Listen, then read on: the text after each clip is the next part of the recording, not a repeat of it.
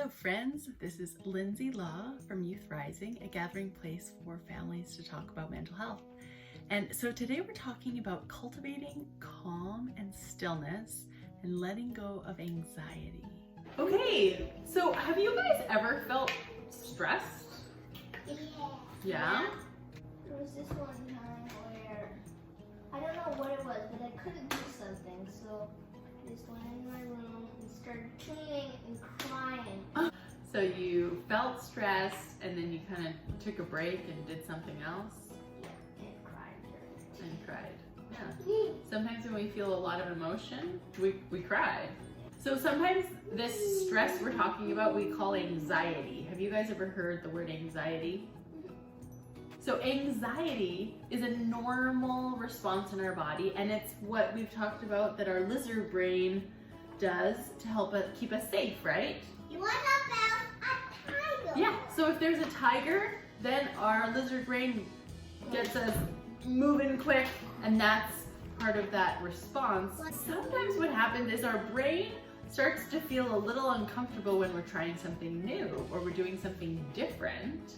And so it sends us messages that, oh, something's not right, and we might start to feel stressed. So not always is that feeling of anxiety helpful for us.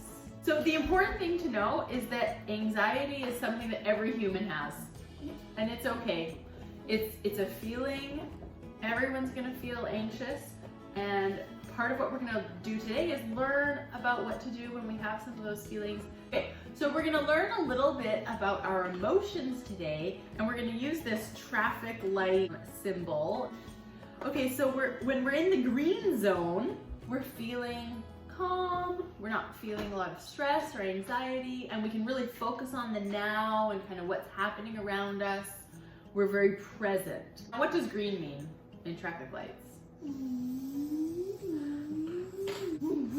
Okay, green means go, right? So when we're in the green state, we're ready to go, we're ready to learn, we're ready to have, helpful conversations with people around us. And it's a really good place to be in when we're trying to solve a problem. This is also a place where we're using our thinking brains.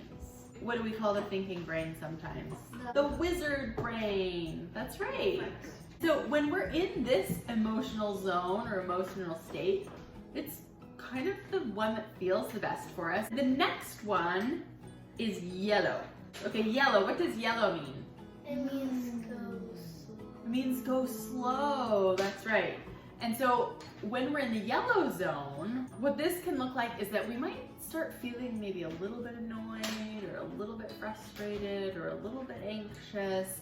And some of the thoughts that we have in our head might be, why did that person say that? Or why am I doing this? Yeah, or my mom is not letting me do what I want. You're kind of having a harder time focusing on what you're doing. You're having these thoughts that are kind of like making you feel kind of annoyed. Now red, what does red mean in traffic lights? Yeah, Stop. it means stop. That's right. Red is an example of when you're feeling a really strong emotion and you can really feel it in your body. Like it might be in your stomach, you might feel like this big knot in your stomach, or you might feel some tightness in your shoulder. You might be like breathing really heavy. Your body is really responding to some sort of an emotion, okay? Honking, or Yeah. reacting to your emotions. That's right, people are reacting. So what could be some of those reactions you're having that would be in the red zone? Crying, maybe yelling, hurting other things. hurting, throwing things, screaming, yeah, stomping. Breaking pencils. Yeah, and this is our lizard brain taking over. When you're in the red zone, that's where it's not as easy to learn. It's not easy to solve problems because you're kind of just trying to stay safe. You're trying to stay alive.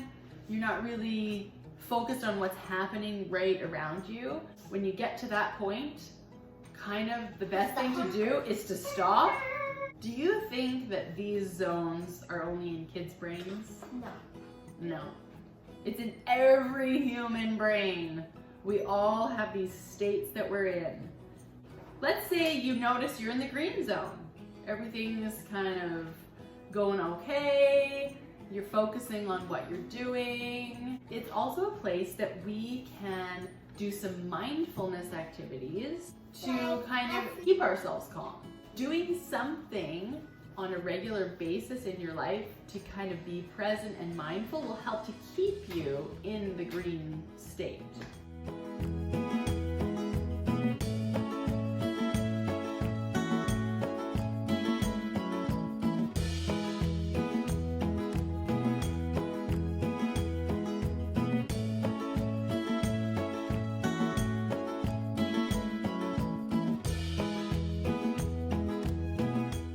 Okay, so when we're in the yellow zone, that's when we're starting to maybe feel a bit annoyed or frustrated. And this is when you could take a break from what you're doing and take some deep breaths. Maybe go outside, get some fresh air, or just get your body moving and connect with your body. So like do some jumping jacks or some downward facing dog. But if you're in the yellow zone, and you're able to take a break, then that'll help you to not go all the way to the red zone, right?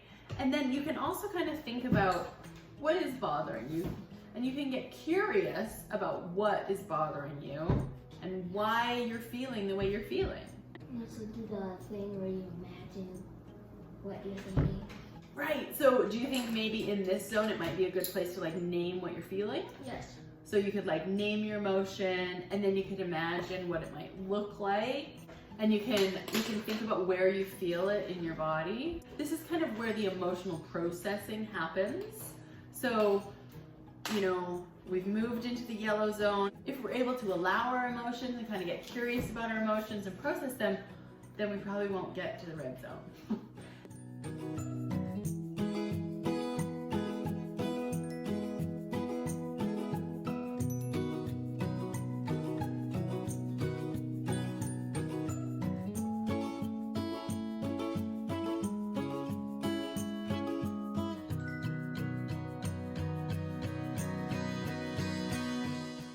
What can you do when you're in the red zone?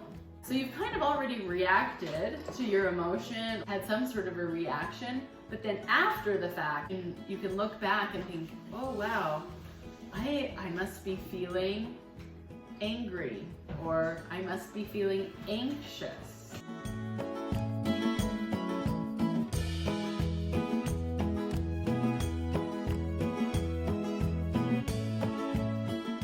Where's the place you want to hang out? Which zone?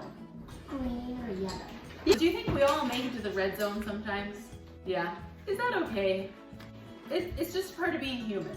Now, of course, we're gonna really try hard once we're starting to feel unsafe, that we're gonna learn about processing those emotions, but we're all gonna make it to the red zone.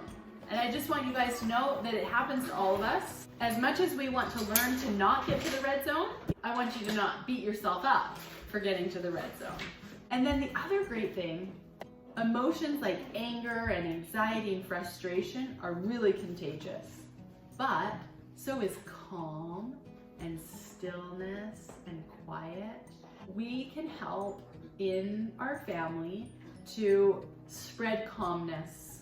Next time you see someone being anxious, try not to let yourself get anxious and go into that red zone, but try and be that calming influence that helps bring that person back to green. I'm hoping that this new idea will help my kids become more aware of where they are at with their emotions. Well, hopefully this idea helps you with teaching your kids about their emotional awareness and gives them a tool to be able to make decisions from and to get the help that they need. Have an awesome day, and we will see you next week. I did a sniper.